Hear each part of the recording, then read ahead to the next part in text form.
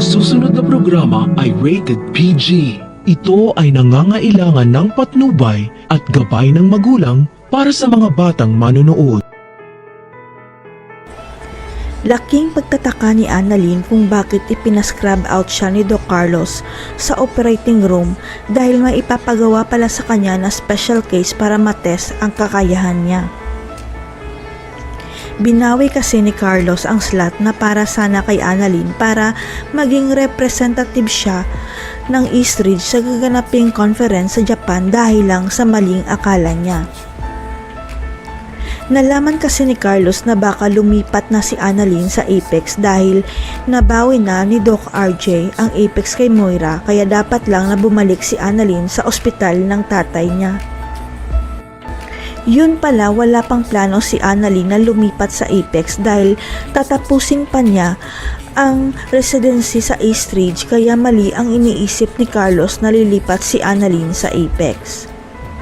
Pero si Carlos nagmamatigas pa rin na huwag ipadala si Annalyn sa Japan dahil sa isip niya baka sabihin ng iba na malakas ang kapit ni Annalyn dahil stepdaughter siya.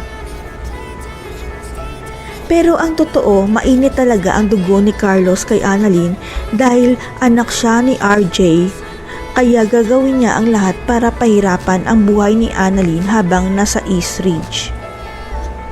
Hanggang sa dumating ang artistang si Pokwang sa Eastridge dahil kailangan niyang pag-aralan ang buhay sa loob ng ospital para sa gagawin niyang bagong pelikula. Kilala ni Pokwang ang totoong may-ari ng Eastridge kaya piniyagan siya na sa Eastridge niya gagawin ang research niya at si Annalyn ang inatasan na maging partner niya sa study.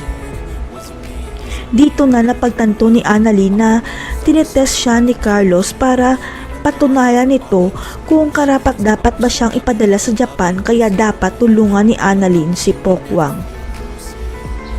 Labag man sa kalooban ni Annalyn noong una na tulungan si Pokwang dahil hindi naman related sa specialty niya ang research, nagbago ang isip niya dahil test pala ito ni Carlos. Ang hindi alam ni Carlos, pakana ni Doc Kitty at may-ari ng Eastridge ang pagpunta ni Pokwang sa ospital para matulungan ng may-ari si Annalyn na makapunta sa Japan. Kaya pala laking gulat ni Carlos na si Pokwang pala ang special case nila dahil wala rin siyang alam na nagsumbong pala si Doc Kitty sa may-ari ng Eastridge na lola ni Annalyn.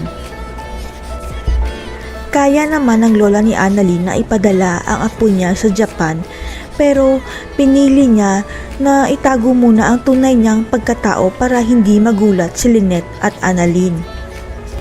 Pero mukhang mabubunyag na ang pinakatago-tagong sekreto ng may-ari ng Eastridge dahil mababanggit ni Pokwang kay Annalyn ang totoong dahilan kung bakit siya nasa Eastridge.